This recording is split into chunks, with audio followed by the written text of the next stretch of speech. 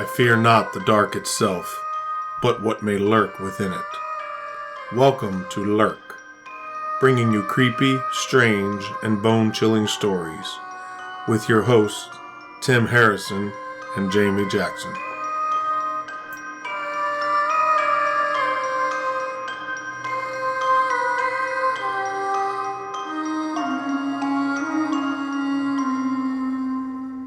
Hey, Lurkers, it's Jamie. Tim. So, anyways. That was a good intro. I don't care anyone says. Okay. My voice has this echoing thing that goes with it. Anyways, what are we talking about today? Today, we're going to talk about the Bell Witch. It's a bell that rings, right? No. What is it then? It was a haunting in Tennessee in the 1800s. It's like the haunting in Connecticut. But not in Connecticut and not the same kind of haunting. I'm swinging for the fences here, ain't I? I don't know, I guess. That's hurtful. So, Jamie, Yes. the Bell Witch is what exactly? The greatest American ghost story. Or America's greatest ghost story. Either way, it's the greatest ghost story of America. 1804, the Bell family. I don't even want to read from these anymore because you make fun of me. And I don't think I can do it from memory today because my brain hurts. Welcome to my life. 1804, the Bell family moved from North Carolina to Robertson County, Tennessee, which was along the Red River in what is now the town of Adams. When they moved, the family consisted of John Bell Sr., his wife Lucy, and 5 kids: Jesse, John Jr., Drury, Benjamin, Esther, and Zadok. What? Zadok. How do you spell that? Zadok. Okay. Okay.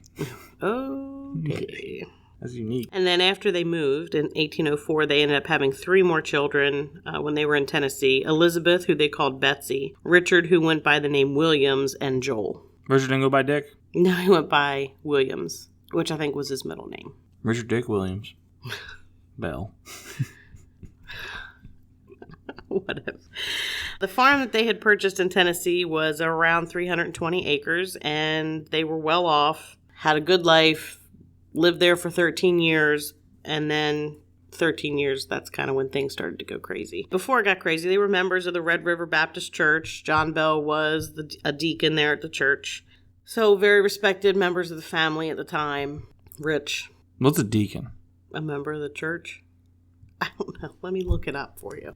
Let's see. A deacon, an ordained minister of an order ranking below that of priest. So he's a step below a priest? A lay officer appointed to assist a minister, especially in secular affairs.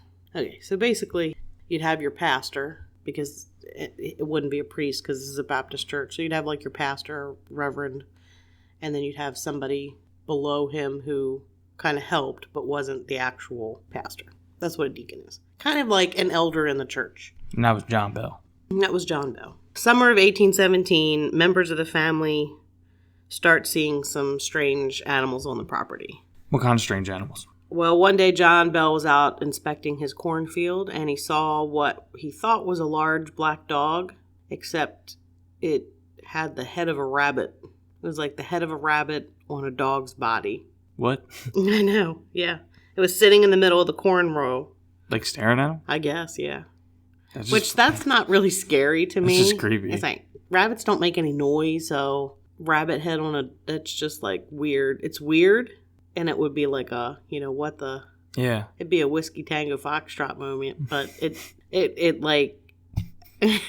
it wouldn't freak me, it wouldn't scare me. Unless it stood up. Even then, I don't think it would, even if it came, it's a rabbit's head. Rabbits are cute, and, they wiggle their nose. And then again, if you watched Monty Python and the Holy Grail, there is the rabbit in there that kills people. There you go. It's Monty Python's rabbit. Run away! Run away! Mm-hmm. I don't think John Bell's saying that. No, I don't think so. But similar to the Skinwalker Ranch, he shot it several times and it vanished. He didn't think anything more about it. This is considered to be the first manifestation of the Bell Witch. A rabbit-head dog? A rabbit-headed dog. And then his son also saw what he thought was a turkey, but it was huge. And I'm sorry, I'm like a massive Scooby-Doo fan. All I can think about is the episode where Jonathan Winters, who was a comedian, was a guest on the show, and he was like the grandmother and the son. Like, he voiced a couple different characters. Is it the one with like the nasally voice? No, I don't. Not really. And it was a giant chicken. The grandma had like a special chicken recipe, and they lived on a farm, and it was like the scarecrow monster guy, and it like this massive giant chicken comes out of the barn. It's pretty sad that I know that. So anyway, he sees this giant turkey. It's not a turkey, though. Like, when he looks at it closer, it's not a turkey. It's some sort of bird. It's huge. He doesn't even know what it is. So those are the first two weird things. And then late at night, they start hearing beating sounds on the outside doors and the outer walls of their log house. And it would increase in frequency and intensity. So they see these two weird creatures. Black dogs. I think they saw more black dogs after that, but the really weird one was the one with the rabbit head. They start hearing somebody like banging on the walls, outside walls and doors. And each night, John and his sons tried to rush outside to see what was going on, and there was never anybody there. They never could catch anybody out there doing anything. So they'd hear somebody banging on the walls and stuff outside, but never caught anybody doing anything. That kind of peed me off after a while. Yeah, because I wouldn't assume that would be a ghost thing. I would like them assume somebody's screwing around. But then the kids started waking up terrified, and they began hearing sounds in the house. One of them was like the sound of a rat or some animal gnawing on the bedposts. At first, they thought there was an actual animal doing it, and they would look around. They never saw an animal. There were never any marks on any of the furniture at all that would indicate something chewing on it, which that's a little weird. You hear gnawing sounds that are loud enough at night for you to hear it, and there's no marks on anything. Yeah, that's a little creepy. I also would, you pair that with the banging. So now... Yeah, it's a little strange. Yeah. A little strange. And then the dogs and all that. Yeah, the weird creatures. And then they start hearing chains being dragged through the house, rocks being dropped on the floor, gulping, choking sounds going on. So it's increasing in intensity. After that, the kids started waking up to having the covers pulled off of them and their pillows thrown on the floor, like pulled out from underneath their heads and thrown on the floor by an invisible force. And then the beds would shake violently. Yeah, that's not cool. I've experienced the bed shaking thing. Nah. Yes. That's not terrifying. in the Bell Witch. No, but yeah. But two separate occasions. Okay. One of them was in an aunt's house, and one of them was in my house, in a different house, not the one I'm currently in. This was like a stupid question, but how does it feel?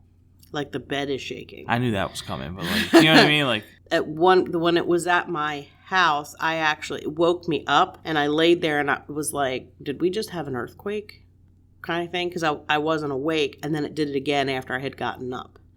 And it's like the whole bed it's like something grabbed the mattress and is like violently shaking it enough to move the whole mattress. My mom also experienced it at my aunt's house. No way. But never shared the story until I mentioned that I had the same experience at my aunt's. now I have to text her about it. Yeah, you text her about it. I sent her a picture of my nipple, too. Yeah, she'll appreciate that, I'm sure. Yeah. So then they began hearing whispering voices, but they were kind of when something's whispering and it's too low, you can't understand what it's saying. You can just tell it's something whispering. Yeah. And it sounded like a feeble old woman. That's creepy. Yeah, and it sounded sometimes like it was a hymn that it was singing in a way, kind of softly. That ain't cool, bruh. No. So at this point, I would be freaking out. So can we move this cabin on this 320 acres somewhere else? Seriously. Please?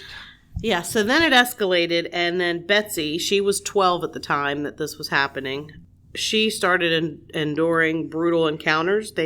Whatever it was would pull her hair, slap her relentlessly. She often would wake the family up screaming, and they would find her with welts and handprints on her face and body where something had hit her.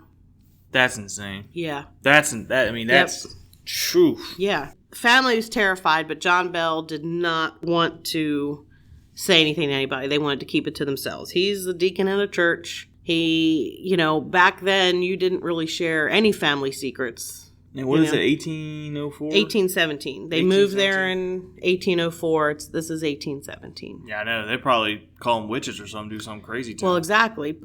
And they keep the whole thing to themselves for about a year. And so this is the beginning of the greatest American ghost story.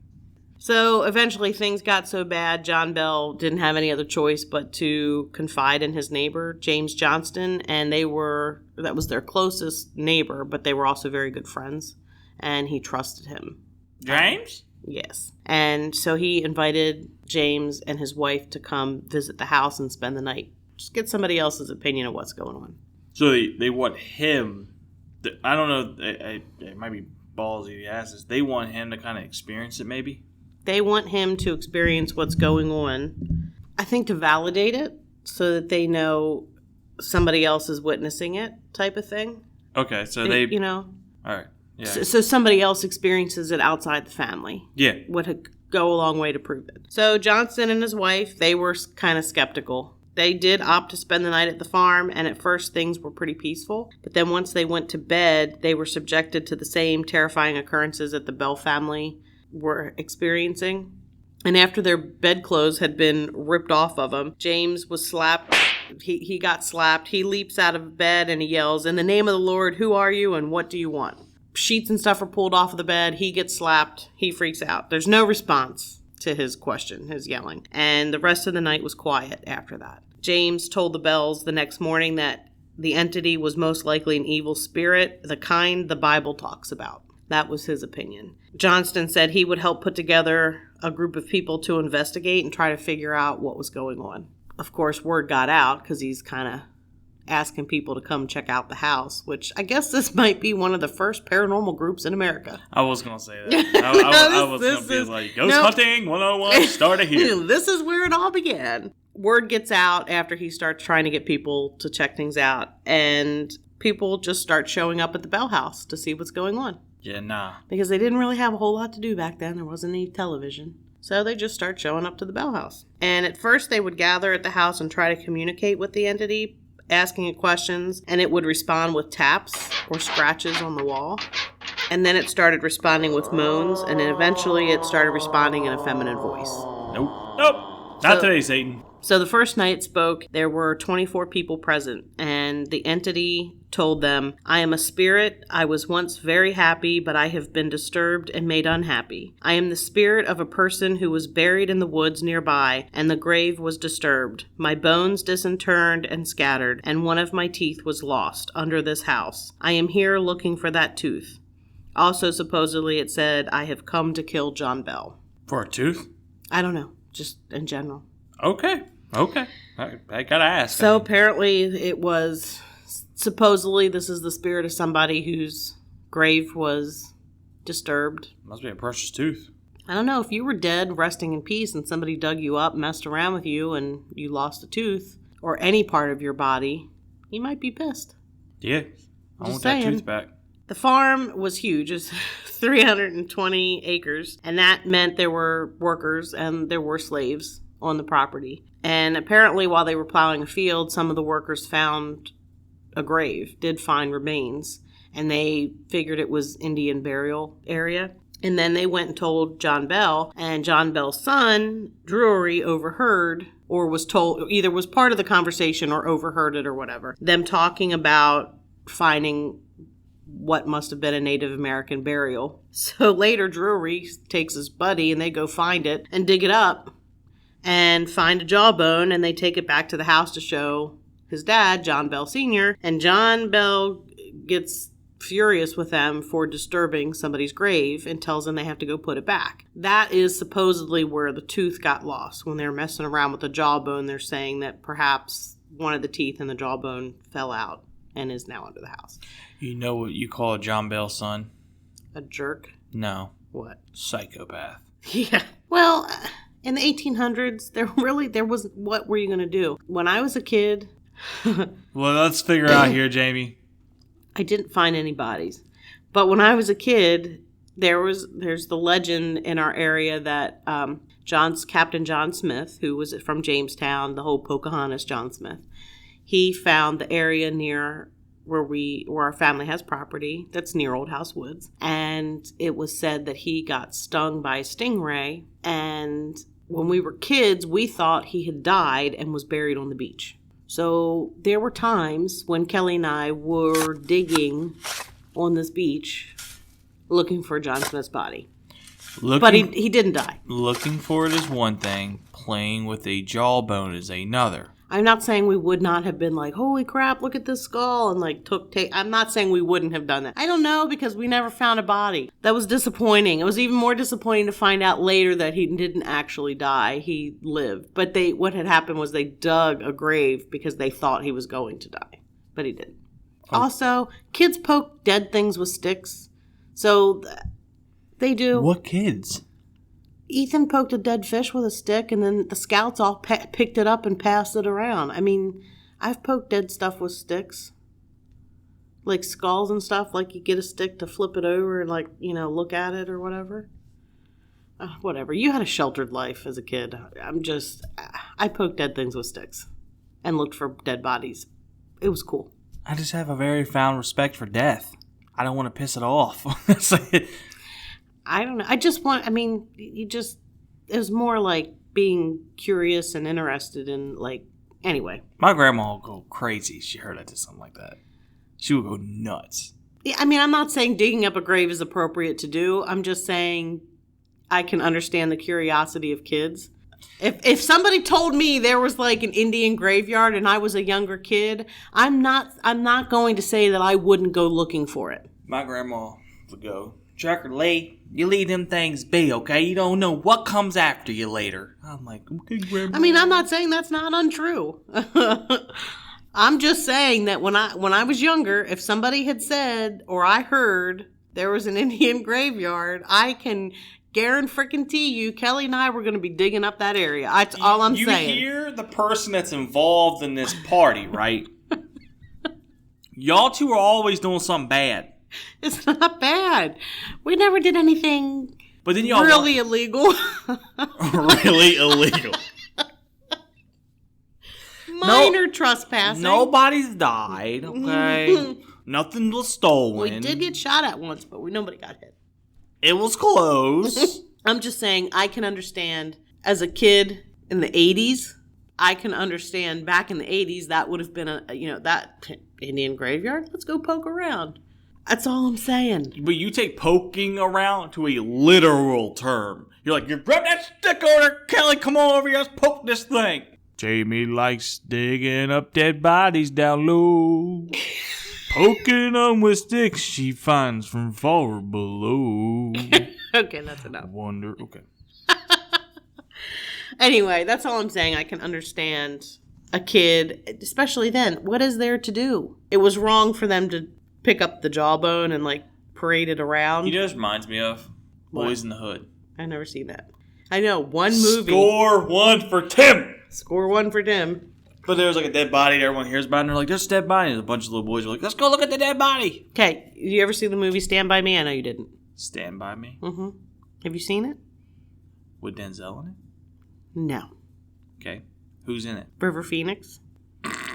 It's about a group of boys who go off. There's a kid who apparently got killed, and his body's... They're going to find his body. Oh, yeah. And they're going down the railroad track. Yes. Oh, you've seen it? Yes. And they're getting the leeches?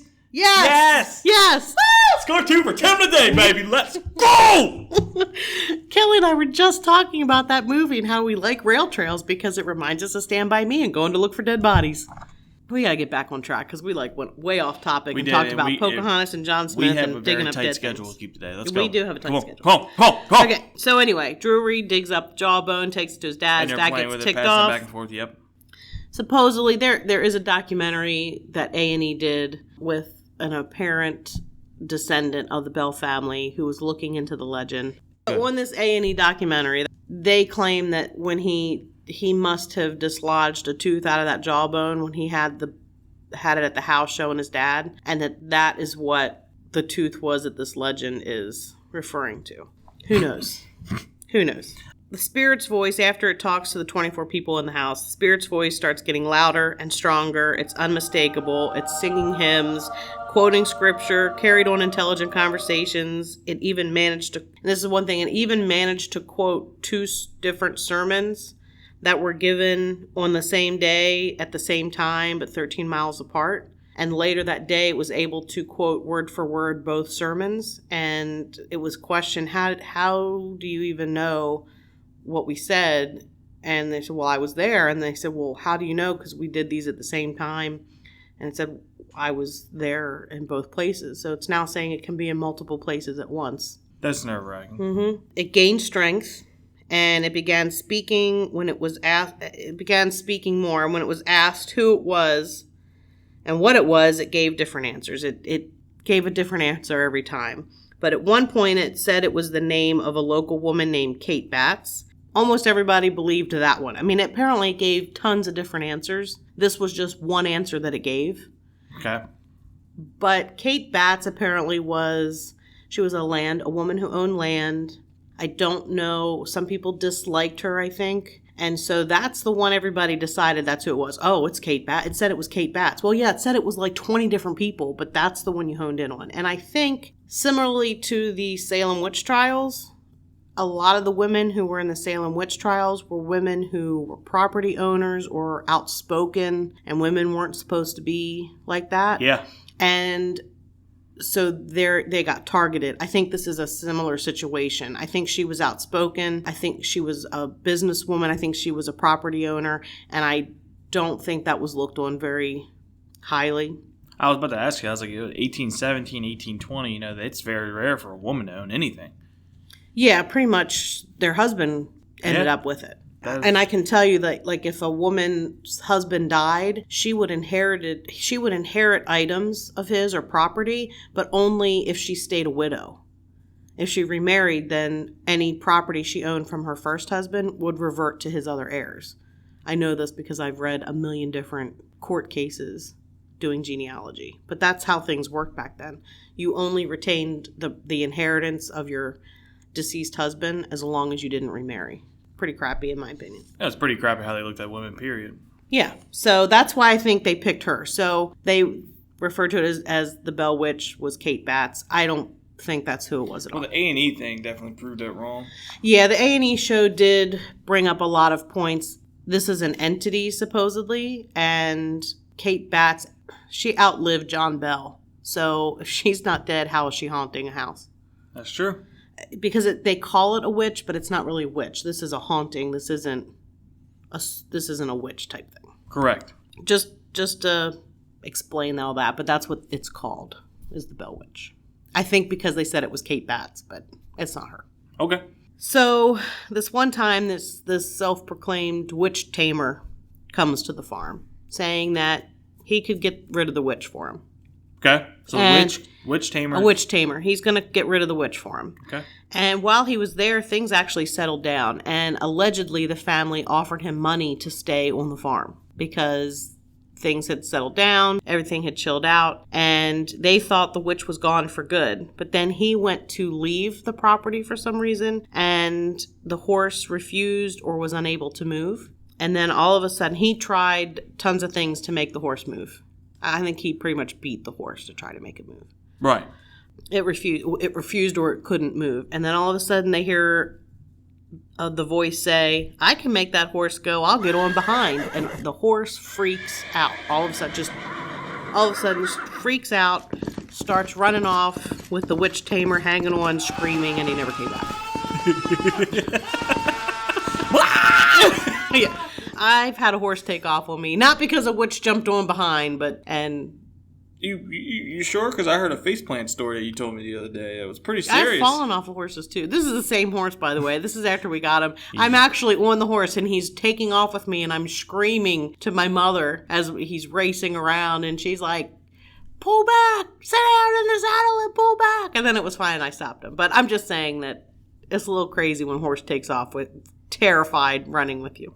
Oh, you mean a 2,000-pound animal just takes off, you know. Yeah. And you feel like you have no control. Yeah.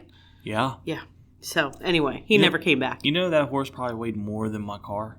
No, it depends on the type of horse. We'll get into that a different day. Yeah, depends on the type. So the horse takes off. Homeboy's screaming. Horse takes off. He never comes back. He's gone. Peace out, Pansy. Yep, not much of a witch tamer. Nope. But then again, it wasn't a witch, in my opinion. Okay, now we're getting into something. So then a family friend named William Porter, he claimed that when he was staying at the house one night that the witch climbed into bed with him. Whoa! And that allowed him the opportunity to seize the spirit in the bedclothes, and he attempted to throw it into the fire, saying only the immense weight and the terrible smell of it prevented him from succeeding. So he said that it got into the bed, he used the sheets and everything to wrap it up really quick, and picked it up and went to throw it in the fire, but it weighed so much and smelled so bad that prevented him from actually following through with throwing it in. Bullshit. Yeah, I know. Whatever. That was pretty funny.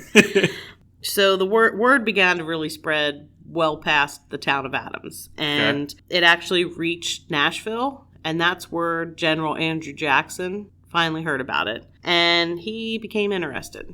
He may or may not be related to me. I haven't figured that out yet. But his whole attitude in this makes me think he's totally related to me. But, there's no proof. There were different things I read. And I'm just like, yeah, well, that might be genetic. So John Bell Jr. and his brother Drury actually, and their brother Jesse fought under General Jackson in the Battle of New Orleans, which was January 1815. And it was 4 years later, 1819, that Jackson learned about what was going on in the house. And he decided to pay him a visit so he could investigate. So it was General Jackson, several men, horses, a large wagon with provisions. They're nearing the property and the wagon stopped suddenly. And supposedly it was stuck in some mud. The horses weren't able to pull it. They couldn't get it to move at all. They'd take the wheels off, mess around with it. It could not get this wagon to move at all. It was not going anywhere. So they just figured it's stuck in the mud. After several minutes, General Jackson exclaims, "By the eternal, boys, that must be the Bell Witch." At which time, a disembodied female voice told Jackson, "All right, General, let the wagon move. See you tonight." And then they were able to move the wagon. Okay. And then they made their way to the Bell home. And that evening, Jackson told war stories while his men set up tents on the property, and they stayed up late into the early morning hours trying to find something going on. They also, a member of his men claimed to be like a witch hunter. He had a gun with a silver bullet. He could kill the witch and all this other stuff. When they were staying up all night, this guy kept boasting about his abilities, going on and on and on about how he could take care of the witch and blah, blah, blah. He's showing him his pistol with the silver bullet. It can kill any evil spirit. He claimed that because nothing was going on at that time. He claimed nothing was happening because the Bell Witch was so afraid of him. Okay. And it was scared of him and his silver bullet. So General Jackson says to one of the men, "I'll bet he's an arrant coward. I do wish the thing would come. I want to see him run." Which was one of the things I thought, yeah, that's genetic. Because I would totally be like, I hope it scares the crap out of him. I had said that before. Yeah. After Jackson says this, they hear something kind of shuffling around on the floor near General Jackson. And a voice says, "All right, General, I'm here and ready for business." And then right after that, the witch hunter shoots towards the direction that the voice came from. Nothing happens, of course. So he shoots again. There's no result. That's when all hell breaks loose, basically. The witch says that now it's her turn and starts beating the man. Apparently he had a large nose. She grabs him by his nose, chasing him out the front door. He runs out the front door and keeps on running. So the entity at this point is ticked off about the whole thing and makes a comment that there's another fraud within Jackson's party. Makes a comment that there's another person who is a fraud within the men and that she would identify him the following evening. So Jackson's men are terrified and they're ready to go home. But Jackson doesn't want to leave the property because he wants to see who the other fraud is. So they finally go back to their tents. They said they were going to stay because he wanted to see who the fraud was. But early the next morning, they're seen in Springfield and headed back to Nashville. And some allege that Jackson later said, "I would rather fight the British at New Orleans than fight the Bell Witch." So something else must have happened at some point to make him leave because he had planned on staying because he wanted to see who the witch revealed as the other fraud. I wouldn't want to stay either. There were, like I said, slaves on the property. It's the 1800s. It's a large farm. He's well-to-do. There are slaves. I'm not condoning the practice. So one slave in particular named Dean was subjected to the witch's antics quite a bit. And he, for whatever reason, was a target of the haunting. Now, he had actually been with John Bell and his wife Lucy since their wedding, because apparently he was gifted to them as a wedding present. Which is common practice. It is. Common practice. Back then it is. Yes. Back then. Yes. Perhaps that's why he was a target. I don't know. I'm just saying he was with the family for a long time. Okay. So he was also a target, and he was married to another slave named Kate. Not the same Kate. Not Kate Betts. His wife Kate made him what's called a witch ball, which is like a talisman, and it's got herbs, and she put locks of her hair, which are said to be powerful and warding off things like that. And he carried it with him. And one night, he said he ran into the witch that came to him in the form of a black dog, which isn't surprising. I know I said witch. Yep. And he said that it told him it knew he had the witch ball and it wanted it. And it demanded that he turn it over. So he threw it at the witch dog, whatever. And the ball burst into flames and shot into the air. Dean then, he carried an axe with him. He used an axe and split the creature's head in two. Okay? That's important. I only put it in there because it is important for this next part. So his wife made him another witch ball and actually allegedly consulted with a Native American shaman, made him another witch ball. And again, he encountered the witch, showed up as a dog, only this time it had two heads. Like the first one had its head split in two. That's why the axe thing was important. I'm just going to put this out there. Mm-hmm. So this thing clearly has mythical powers. Mystical powers, as you saw it do with the ball. So the first thing you think is, let's swing an axe at it. Well, if it's the witch taking the form of an animal, perhaps you could kill it. I mean, it's a good theory. I mean, it's not like, even today, I don't know if you would know how to kill it. Yeah, that's the point. Back then, but that doesn't mean people haven't tried different things. Back then, I mean, logically, you have an axe. It's something that's threatening you. You hit it with the axe. I mean, I'm just like, it's a logical thing to think of. You know, I hear you, Jamie. I hear you. But then you got crap like this, okay? But then it shows back up. It shows back up with two heads. Yeah, it's like, hey, you didn't swing hard enough the first time, big boy. Right. That's right. So this time, it tried to turn Dean into a mule. And he couldn't move. Some of the stories say they actually turned him into a mule, but I don't think so. I think he was unable to move. That's a shizzy witch ball then. Yeah, so then, yeah. So then, this is the other interesting thing. A second voice speaks and says to the other one, let's ride him to have breakfast in hell. Apparently, he broke free, and it was said that he broke free because he was thinking about his wife and how much he loved her and wanting to get to her, and that's what allowed him to break free from the witch's spell. Well, I mean, you got immense evil, you got love and passion. Maybe there's something there. Maybe. Maybe, or maybe it's all cockamamie story. I don't know. You said cockamamie. I said cockamamie. You're keeping that in, aren't you? Yeah, I am. God dang it. Really, I mean, there were other things going on with other people, but the person it really honed in on at this point in time was Betsey, their daughter. And she would have seizures she would go unconscious, and then she'd wake up and it would start again. And that would go on for like 40 minutes, where she'd have a seizure, lose consciousness, come back to, have another seizure, lose consciousness, back and forth. And they tried to send her to a friend's house, but the entity would just follow her. There is one account when she has an account here she actually wrote down. She says, when the spirit became so tantalizing, filling my mind with horror and causing me to become so nervous, my parents often sent me to a neighbor's to rest for the night. My first night away from home was spent with Thenny Thorne. When we retired, there came a loud knocking on our outside door, which seemed to fly open, and a great gust of wind was felt. Thenny sprang up at once and lit a candle. To our surprise, the door was not open. Then a voice spoke softly.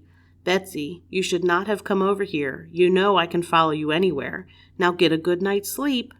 A soft hand patted my cheek, and the voice again assured us that we would not be disturbed any more that night. What? She's at her friend's house. Yeah, but it doesn't even make any sense, because wasn't it just like terrorizing her? At her house it was, but basically it was this is her first night. They send her away. She goes to her friend's house. They feel this sound like the door burst open and a giant wind came in. The door's not open. And then a voice says, hey, I can come anywhere you are. Sleep well. Like she's going to sleep at all. The thing that she's running away from her house has now followed her to somebody else's house, pats her cheek, tells her, get a good night's sleep. You're not safe no matter where you go. That's the point. That makes sense now. Yeah. That makes sense. Mm-hmm. So the rest of the family often attempted to give Betsey relief, and a family friend named Frank Miles promised to protect Betsey from any further abuse by the spirit. Betsey said, Frank was the most powerful man any of us ever saw, and just as fearless as any living man. One time he said to me, come sit by me, little sister. Nothing will bother you while I'm here. The witch responded, you go home. You can do no good here. The witch then began abusing Betsey, slapping her, pulling her hair, before turning on Miles, knocking him over, and enraging him. So, it sounds like every time someone says, it's not going to do this, it comes tenfold. Like, it comes harder to make a point. You ever watched a ghost show where the people on the show antagonize the spirits that are there, and then all of a sudden crap starts happening? There you go. That's something I won't ever do. Yeah, and that's the thing I'm trying to figure out here. It's like they're antagonizing it. Yeah, you're basically like best way is that you're poking a bear. I guess like the best if I way were to say to the spirit in the room here, no, I won't. I won't. Yeah, no. I just wanted to see your reaction. Nope, you stay over there. You're great in the girls' bathroom. I just wanted to see what you would do. Don't come on this side. Stay over there, please. Thank you. Yeah, I don't believe in Don't be doing that I don't shit. believe in antagonizing. You hear me? All. None of that shit happens I was here. just joking. Okay? I don't do that. I don't agree with Because if those things start jingling and stuff starts getting thrown, I'm going to tell you this right now, I'm a hell of a lot faster to get out of that bathroom. Anyway, so despite its torment of so many people, for whatever reason, Lucy Bell, who is the mom, John Bell Sr.'s wife. Correct. It likes Lucy. It proclaims Lucy to be the most perfect woman living. That's a little creepy. Yeah. And it was very compassionate towards her. Apparently she got very ill for several days and hadn't eaten anything. And one day, hazelnuts and grapes start raining down from the ceiling. There are people there to witness this going on. Hazelnuts come from the ceiling. Hazelnuts and grapes falling from the ceiling. And the people who were there said there were no holes in the ceiling, nothing, no place they could have been hidden or anything like that to cause it to happen. And it told her to eat them. Can I ask a weird question? Yes. Why hazelnuts? I don't know. Okay. I'm just asking. I'm sure they were found in the area. Well, that's what I'm thinking. Like, do they have some remedy to them? You know what I mean? Like make you feel better. I'm not that I am aware of, but it told her to eat them, and she did, and within a few days started to improve in health. Okay. So just throwing that there, she was a real witch to everybody else, but treated Lucy compassionately. I heard John Bell didn't treat her very well. I don't know. I didn't really see much on that, but again, not surprising. That's true, given the time. By fall, John Bell Sr.'s health had declined to the point that he was confined to the house, pretty much. And it would violently remove his shoes when he tried to walk, slap him in the face, and the voice could be heard all over the farm cursing old Jack Bell. That's what the nickname was. That's what the witch called him. So he died on December 20th, 1820, after going into a coma. And his family's in his room, and they found a vial of strange black liquid where his usual medicine was, and it wasn't his medicine. And his son had been taking care of him, and it was not like the same bottle he had been using to give him medicine and everything. So they put a couple of drops of this stuff on the cat's tongue, and the cat basically died almost immediately. And that's pretty common practice when you want to see if something's poison or not. You give it to a small animal. Yeah. The entity said, I gave old Jack a big dose of that last night, which fixed him. So the ghost, or the witch killed him. Apparently. So John Jr. threw the bottle of stuff into the fire, and it was said to have burst into a bright blue flame. Some say it was like a purplish flame. Interestingly enough, arsenic will burn blue, the same color as was described. Yep. Also on the A&E documentary. Yep. They actually had a scientist who showed them. Who was very smart. Yeah. Not Travis Taylor smart. Oh, Travis Taylor. Anyway, let's not get off topic. So John Sr.'s funeral was one of the largest ever in the area. He was a well-to-do, well-known, had been a deacon of the church, but apparently had been excommunicated from the church. Why? No idea. It didn't say. It was in the show also. They didn't really say. Maybe because his proclaims of the witch? I don't know, because other people in the community witnessed it. It wasn't just him going on and on that he was having this problem. There were other prominent people who had experiences as well. So I don't think that would be the reason. Okay. So anyway, his funeral's one of the biggest, and for the most part, the entity stayed quiet through most of the funeral, except near the end when it began singing bawdy drinking songs. One of them was Roll Me Up Some Brandy-O, and it sang these bawdy drinking songs, pub songs, until the last guest left. All I gotta say is that's pretty much how my funeral's gonna be the whole time. No, it ain't. As just a bunch of people singing Irish drinking songs, because that's really how I want to go. Nope. That's how I want to go, literally. I'm gonna walk around with the recorder and be like, Jamie, you got anything else you want to say before you go? And I'll be like, whiskey in the jar. Like, fire up the band! So, Betsey had become engaged to a neighbor boy, and the entity didn't really approve of it, so to speak. It followed the couple around constantly, said not to marry him, said bad things about him, would come out and say things about, the two of them to other people, just constantly tormented them to the point where she finally called off the engagement. Easter Monday, 1821, she called off the engagement. And she ended up marrying her old school teacher, Richard Powell. Creepy. And the abuse by the entity stopped after she broke off the engagement with her neighbor. I think this was a trick. I think the entity, because it would tell her like she's going to be miserable for the rest of her life and all this other stuff. She actually ended up being miserable with the person she married. So basically it was like pushing her to be I think it miserable. was pushing her to be miserable. Yep. That sounds about right. I think she would have been, the man she had been engaged to ended up being like a county sheriff where he moved, and he was well off, lived a long life, and the life she lived was, she had several of her children die early, and then her husband invested their money in a ship, and the ship sank, and they lost all their money. So, didn't have a very good life.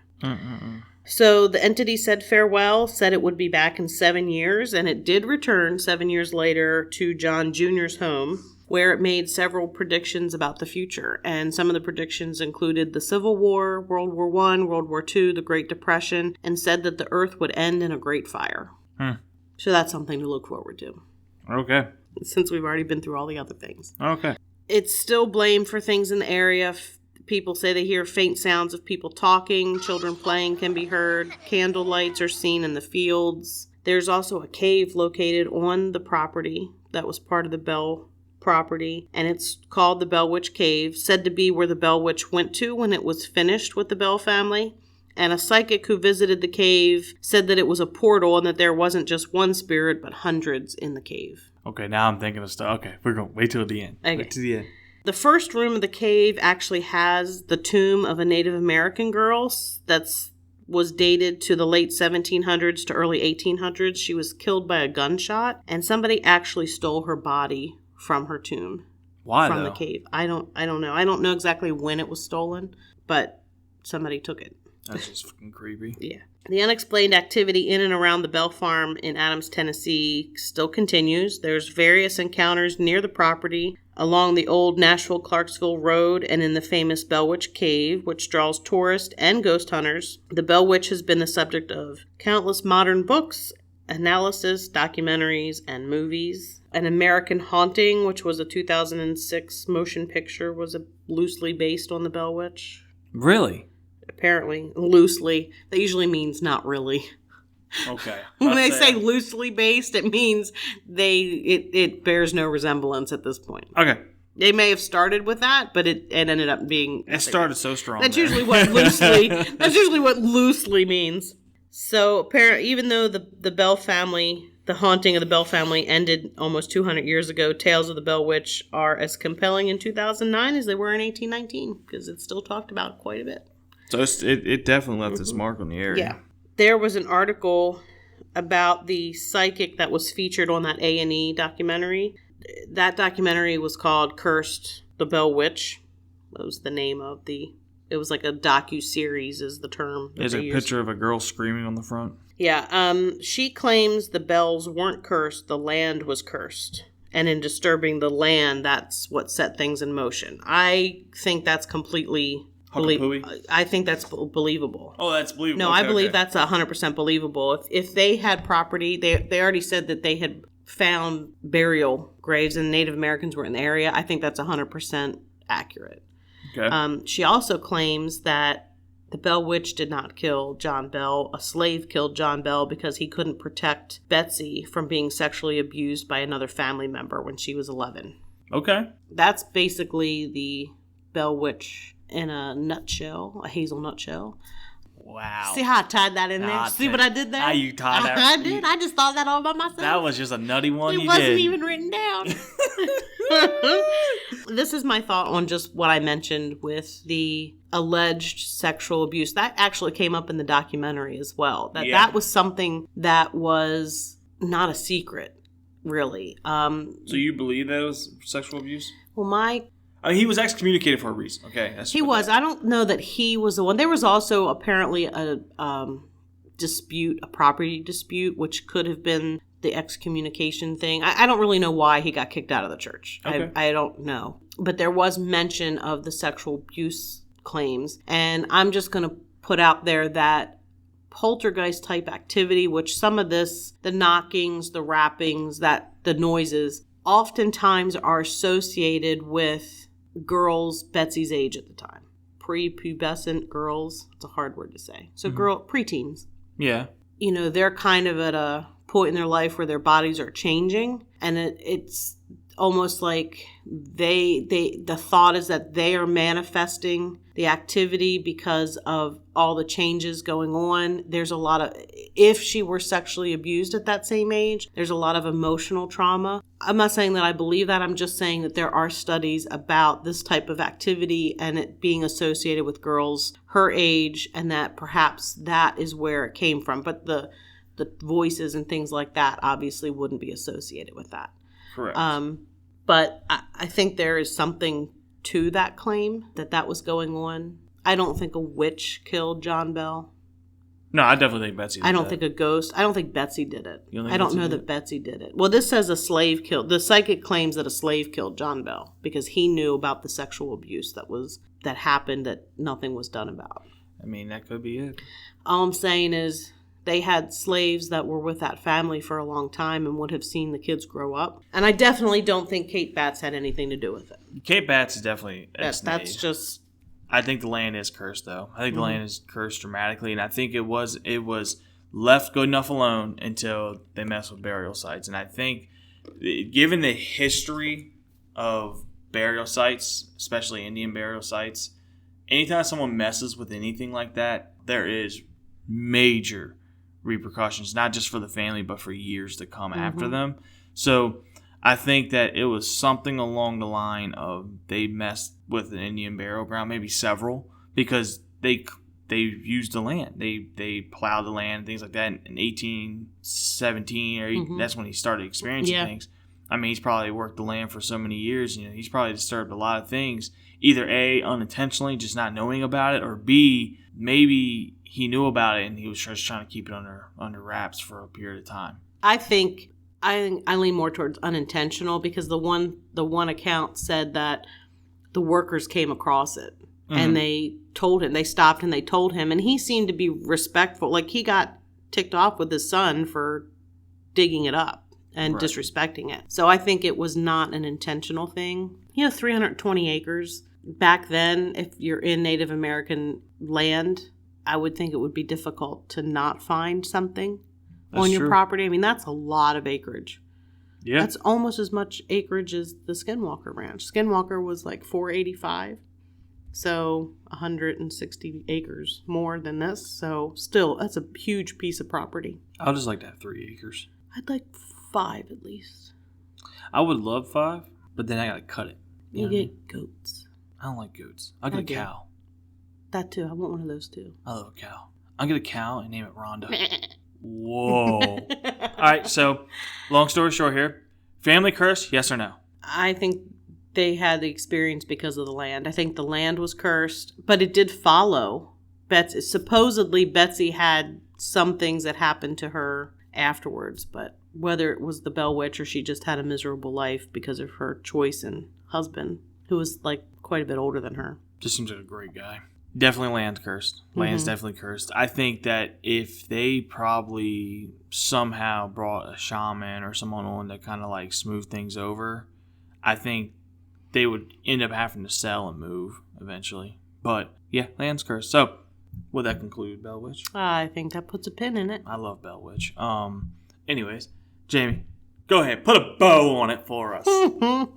As always, you can find us on your favorite podcasting platform. And you can always find us at lurkpodcast.com, which has episodes and links to our social media, Facebook, Twitter, and Instagram. As always, we recommend that you like one of those to see any photos that has anything to do with what we're talking about, or sometimes has nothing to do with what we've talked about and just random things that I decide to post. We also have merch. You can find merch. You can find the link pinned at the top of our Facebook page. It's also in the show notes, and the show notes have links to any resources that I have used that you can find easily or that I've remembered to write down. I know. Sometimes I look at so many websites sometimes or whatever that it's... I think you're okay. Plus, some of it comes from my own memory. We need to make a website that just says Jamie Brain. Yeah, that would be just a mess. So that's it. Alrighty, well, as always, Keep lurking.